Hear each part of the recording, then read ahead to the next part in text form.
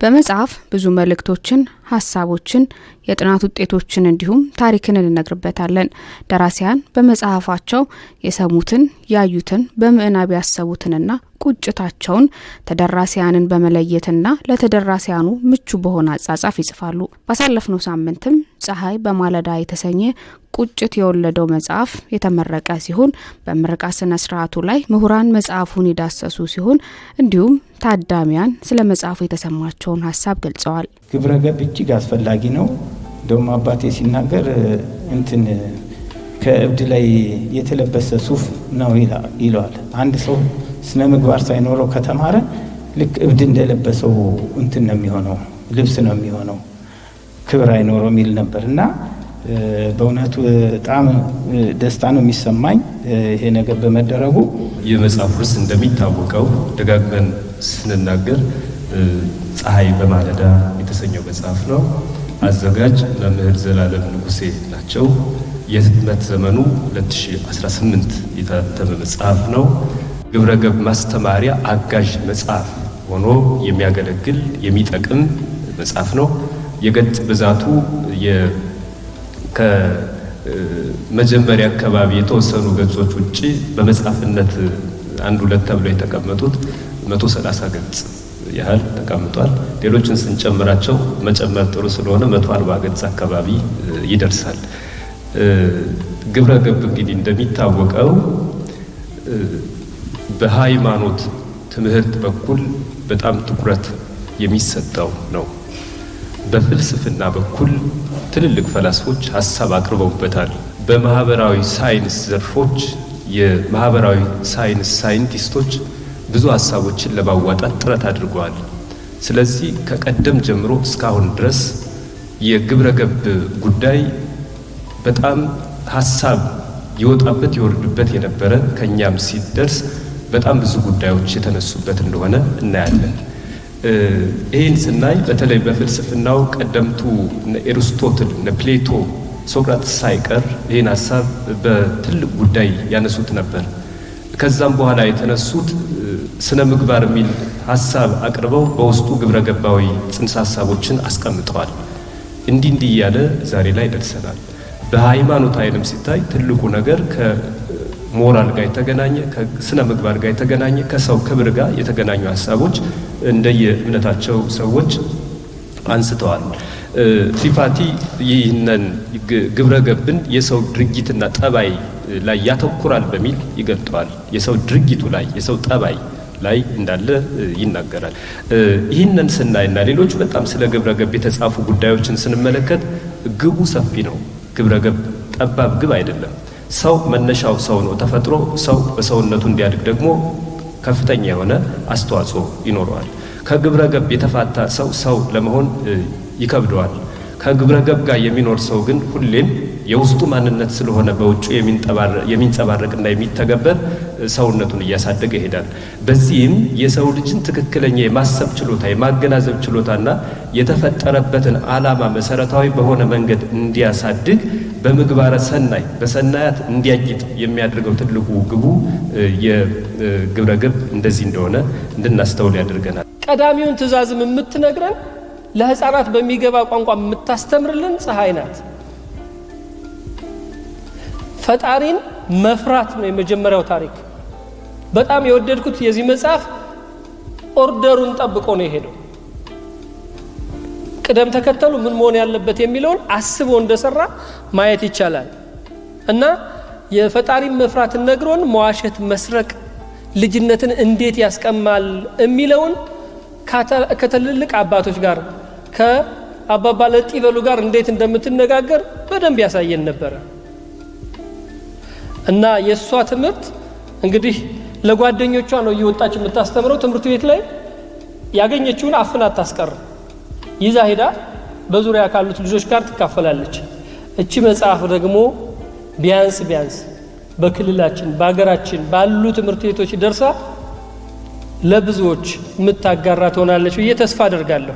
እንደ ስሟ ፀሐይ ትሆንልናለች ብዬ ተስፋ አደርጋለሁ። ፀሐይ በማለዳ መጽሐፍ እስካሁን ድረስ ከምናውቃቸው መጽሐፍቶች ትንሽ ለየት ያለ ሆኖ ነው ያገኘሁት።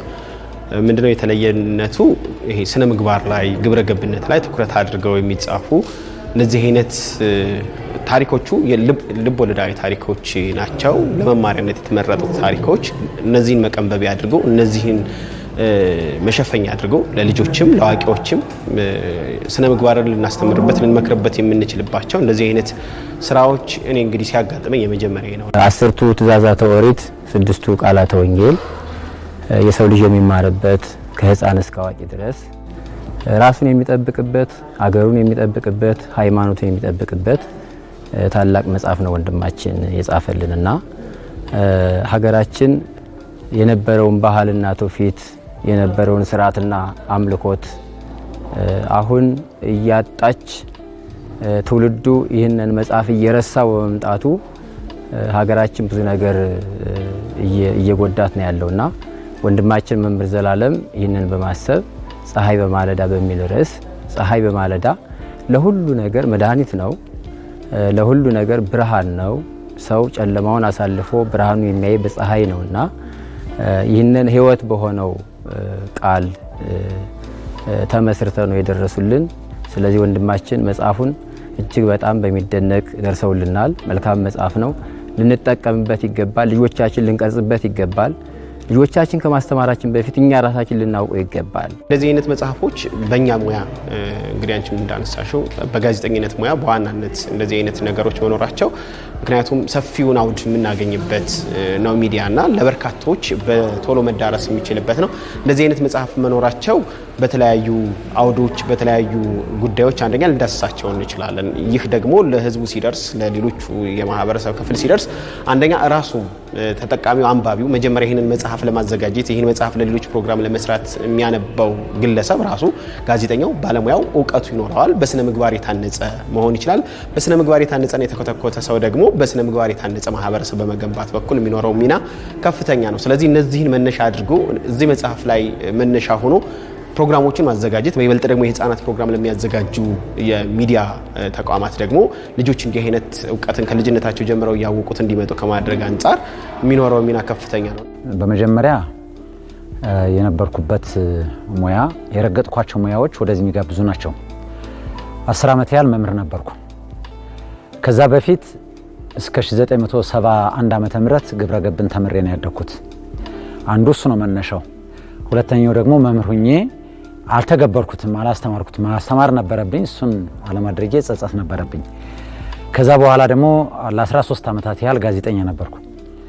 የጋዜጠኝነት ስራ እንደምታውቁት ወከባ ነው፣ ሩጫ ነው። መጽሐፍ ለመጻፍ እንኳ በጣም አስቸጋሪ ነው። በዚህ ውስጥ የሚጽፉ ጋዜጠኞችን በጣም ነው ማደንቃቸው። እኔ ወከባ ስለሆነ ብዙም እንትን አላልኩም። በኋላ ደግሞ 8 ዓመት ተኩል የነበርኩበት የአመራር ስራ ስለነበረ እዛ ላይ ብዙ ነገሮች አየሁ። ክፍተቶችን ያየኋቸው እዚያ ላይ ነው።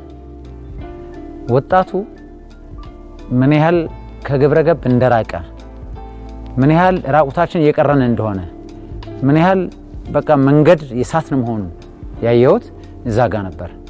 ስለዚህ እዛ አመራርነት መውጣት እንዳለብኝ ወሰንኩ። በዚህ ሂደት ውስጥ ተማሪ ነበርኩ። ስማር ነው የቆየው። የተማርኩትን ትምህርት ተግባራዊ ማድረግ ስላለብኝ መጽሐፍ ሳገላብጥ ስነ ምግባርና ግብረ ገብ ልዩ ሆነው አገኘኋቸው። ጥላናው የመጣ ነው ግብረ ገብ ነው፣ የሚጠቅመን ግብረ ገብ ነው፣ ማንነታችን ግብረ ገብ ነው። ስለዚህ ይህንን መጽሐፍ እንዳለብኝ አስቤ የዛሬ 3 ዓመት ነው የጀመርኩት። መምህራንም ጠይቀውኛል ይጻፍልን ብለው ብዙ መምህራን ወላጆችም ጠይቀውኛል። ቅድም መድረክ ላይም ሰምታችሁታል። በመጽሐፉ ነው ቢቀርብ ብለው አስተያየት ሰጥተው ስለነበር መነሻ ይሄ ነው። መጽሐፍ ለልጆቻችን ወይም ለህፃናቶች ብቻ አይደለም፣ ለኛም ትልቅ አርአያነት ያለው ነው። በተለይ እኛ እናቶች የገፈት ቀማሾች ነን። 2 ልጅ ቢኖረኝ አንዱ ደካማ አንዱ ጠንካራ ቢሆን ሰነፉን ያ ልጅሽ ነው የሚለኝ ከእኔ ከቤት ጀምሮ። ስለዚህ የእያንዳንዳችን ልጆች ብልሽት የአገር ውድቀት የአገር ብልሽት ነው። እኛ እናቶች እኔ አንድ ያስታውሳለሁ የሆነ ስልጠና ቦታ ወስደውኝ ጫት እንዲጠፋ እኛ እናቶች ዘመቻ እናድርግ ልጆቻችን አለቁ ስል የገቢ ምንጭ ነው ይህን ነገር እንዳታነሻሉ። ያለት በጣም ነው ያለቀስኩት። ደን እተክል ነበር እየዞርኩ በየቤተ ክርስቲያኑ እስላም መስጊድም ቢሆን ሄጄ አሳምኜ ተክዬ ያውቃለሁ። በምተክልበት ጊዜ አንድ ሾፌር ለምኜ በቶዮታ ሞልቶ ቅዱስ ዮሐንስ እዛ ስተክል ምን አለ ሁሉም እንዲህ አይነት የሚጠፉ ደኖችን ብንተክል፣ ልጆቻችን እኮ ጫት ገደለብን ስለው እትዬ ከዚህ በኋላ አንቺ አይንሽን ማየት አልፈልግም፣ የገቢ ምንጫችን ልታጠፊብን የፈለግሽ ብሎ አለኝ። ግን ዜጎቻችን ትውልዶቻችን እየገደለ መሆኑን ነበር ያኔ የተናገርኩት። አሁንም ይሄ መጽሐፍ እኛን ጭምር የሚያስተምር ወላጆችን የሚያስተምር ነው። መጽሐፉ የተጻፈው ለህፃናት፣ ለወጣቶች፣